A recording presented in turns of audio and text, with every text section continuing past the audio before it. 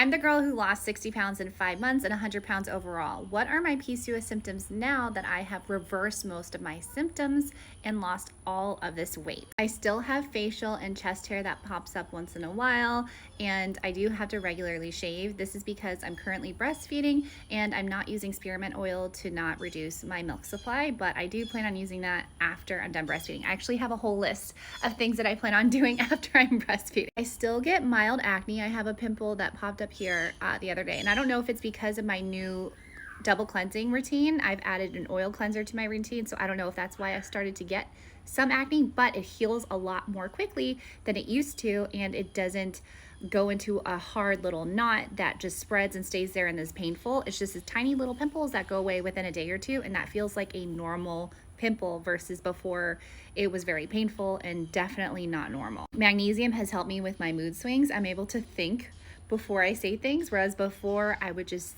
speak through the emotion, and magnesium has helped me a lot with that. With PCOS, we tend to have mood swings. Although my cycle hasn't been perfectly regular, meaning like every 28 days, it is more consistent and within a day or two than it has ever been, and the cycles have been way shorter, like 27 or 28 days versus 35 plus days. I've only had mild cramping during ovulation, and during my cycle I do have more intense cramps, but they aren't nearly as bad as they were before, where they were debilitating.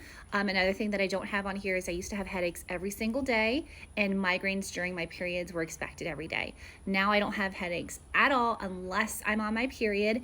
And if I do have a headache, I do have light sensitivity, but it's not a severe migraine like it used to be. I did have a cramp take me to the floor a couple weeks ago because it came out of nowhere, whereas before it was a slow buildup and it was expected. I literally fell to the ground because of how painful it was, but it went away after like a minute or two, and I didn't have any other painful cramps like that.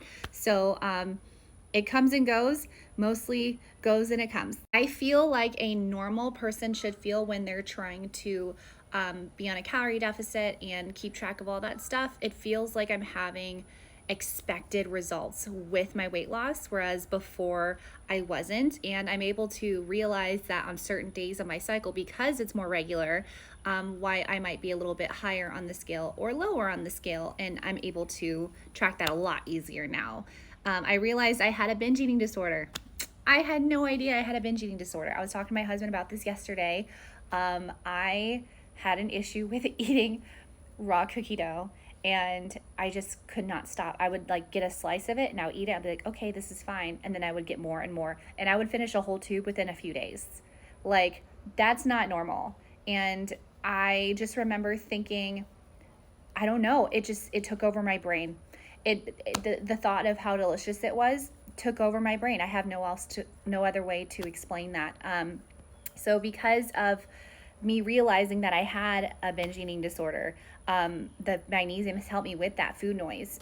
Basically thinking about what my next meal is going to be, obsessing over it. And I didn't realize I was obsessing. I thought like obsessing was like, something that was more crippling. Although I guess I didn't realize how crippling it was. I didn't realize how abnormal it was to be thinking about food or the next thing you're going to eat all the time. I guess you don't realize you have anxiety while you're in it. And I definitely had food anxiety, if you want to call food noise, whatever you want to call it. I had that, don't have it anymore. And it's been a huge relief. And magnesium has been a major, major factor in that. Another thing is my body positivity mindset. I didn't realize how much I did love my body through this process. Before I was diagnosed with PCOS, I didn't love my body. And I remember looking at pictures thinking like, oh, I'm so embarrassed by how I look, or I'm so overweight, or who is that person? But when I was diagnosed with PCOS, I finally understood what was going on, and I loved my body even when I was at 220 pounds, 230 pounds. I knew I had PCOS, but I still love my body.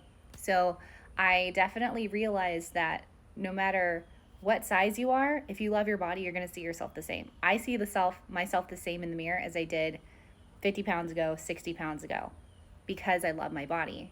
And you would think that that might be like a body dysmorphia, a reverse body dysmorphia, but for me, it was more about realizing, oh, I love my body the way it is. I don't see things that are wrong with it. I see things that I'd like to focus on improving because of reasons that don't bother me on the inside. It's more so, this is what I'd like to do next, instead of this is holding me back from loving myself, if that makes sense. So let me know if you have questions below about my journey. Thank you for asking these questions. I really appreciate it. And I love this community that we've started of supporting each other as sisters.